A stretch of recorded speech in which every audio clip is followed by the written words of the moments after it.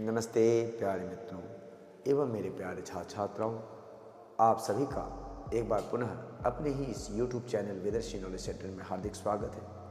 जैसा कि आपने देखा पिछले वीडियोस में, मैंने आप सबके लिए संध्या मंत्रों को लेकर आया, जहां आपने सीखा सम्यक प्रकारेण ध्यानम सम्यक प्रकारेण ध्यायतीति संध्या, जहां ठीक प्रकार से हम परमात्मा के गुणों का, स्वरूप का वर्णन करना सीखा और जाना,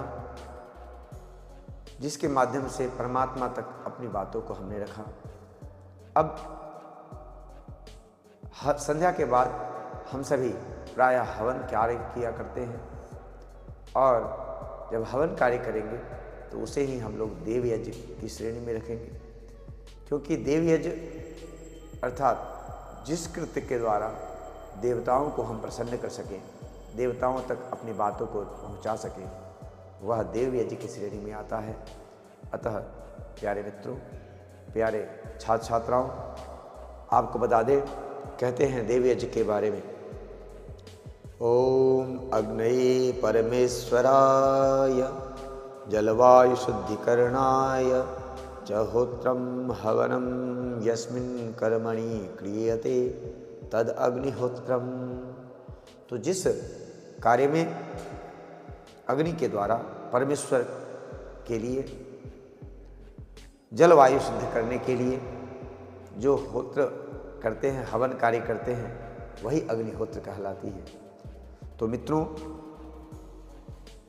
अग्नि या परमेश्वर के लिए, जल और पवन की शुद्धि के लिए, ईश्वर की आज्ञा पालन करने के लिए और अग्निहोत्र आदि करने के लिए जो कुछ भी हम कार्य करते हैं वो अग्निहोत्र कहलाता है।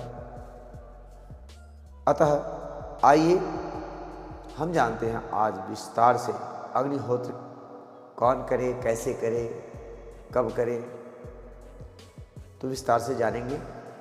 मित्रों, पूरा वीडियो अवश्य देखें समझने के लिए, क्योंकि तभी हमारे सनातन का विकास होगा जब हम अपनी संस्कृति और संस्कृत को जानने का प्रयास करेंगे।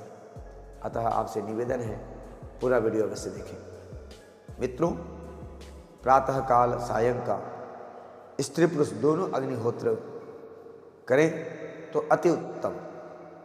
यदि अग्निहोत्र ना कर सके प्रतिदिन, तो कम से कम सप्ताह में हवन अवश्य किया करें। यदि सप्ताह में भी हवन ना कर पाएँ तो मास में, महीने में कम से कम एक बार अवश्य हवन करें।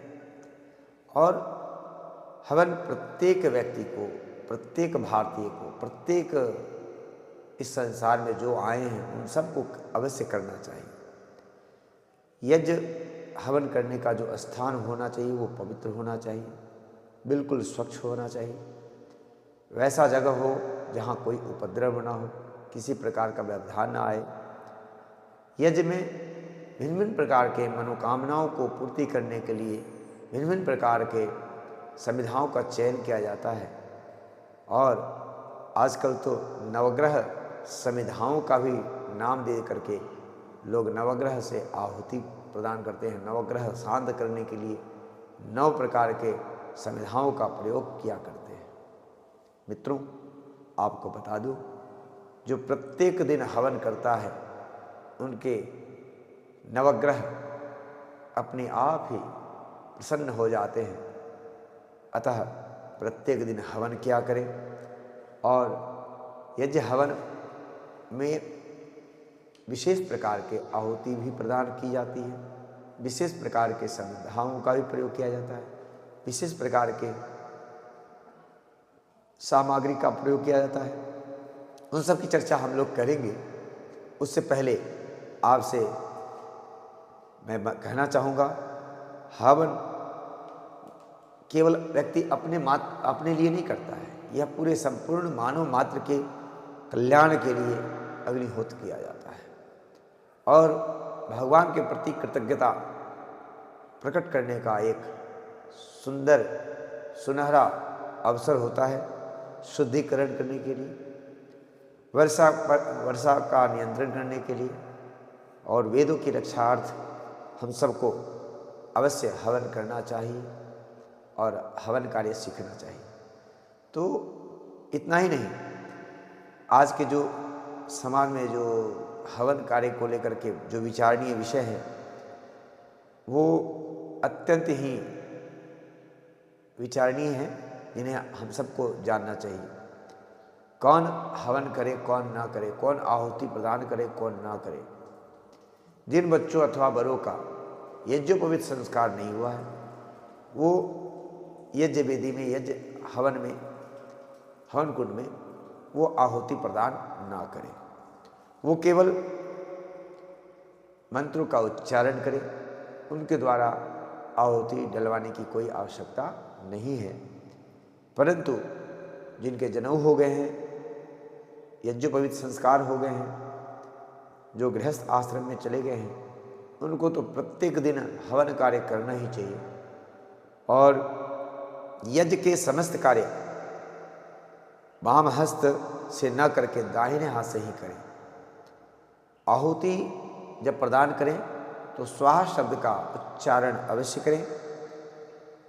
जितने भी यज्ञ करने वाले हैं सभी एक स्वर में स्वाहा शब्द का उच्चारण करें और मंत्रों को पूरा बोलने के पश्चात ही आहुति प्रदान करें। और मौन आहुतियों में भी मंत्र को मन में पूरा बोलकर ही आहुति प्रदान की जाती है। यज्ञ में एक निश्चित आसन लगाया करें और एक निश्चित आसन लगा करके ही हवन कार्य करें। बीच बीच में अपने आसन का बदलाव ना करें और मंत्र पाठ करते समय में वार्तालाप ना करें। साथ ही साथ किसी प्रकार के मन में कोई भी विचार को ना आने दें। एक बात और बता दें कि किसी प्रकार के शोर शराबे से अलग होकर ही हवन कार्य किया करें। और देव यज्ञ में वैश्व देव यज्ञ की आहुति प्रदान करने का विधान है, अतः वैश्व देव यज्ञ अवश्य किया करें जब भी हवन करें। और जो कोई भी हवन करते हैं उनको सात्विक आहार ही लेना चाहिए। सात्विक आहार जो नहीं लेते हैं वो हवन कार्य में भाग नहीं ले पाते हैं और नहीं लेते हैं। यह सनातन परंपरा है।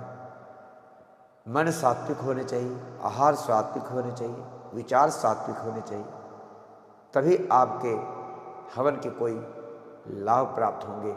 अतः हवन कार्य पूरे मनोयोग के साथ प्रत्येक दिन किया करें और मंत्रोच्चारण अवश्य करें, तभी संपूर्ण लाभ प्राप्त होते हैं।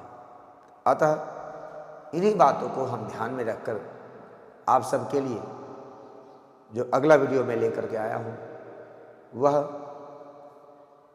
हवन कैसे करें, हवन कार्य में हमें क्या क्या करना होगा, इन सभी बातों पर हम चर्चा करेंगे। आशा करते हैं आप हमारे चैनल पर यदि नए हैं तो चैनल को सब्सक्राइब करेंगे, बेल आइकन अवश्य दबाएंगे। यदि चैनल पर पुराने हैं तो इस वीडियो को अधिक से अधिक शेयर करें, जिससे कि जन जन में हवन के प्रति जो भी प्रश्न होते हैं उनकी जिज्ञासाएं शांत हो सकें। साथ ही साथ वो मंत्र को सीखने के लिए प्रेरित हो सकें। तो इन्हीं बातों के साथ मैं आज के इस वीडियो में अनुमति चाहूँगा। अब विराम देता हूँ अपनी वाणी को, यही कहते हुए जयतु संस्कृतम जयतु भारतम। धन्यवाद। फिर मिलते हैं किसी दूसरी वीडियो में। तब तक के लिए स्वस्थ रहें, कुशल रहें, मंगल रहें।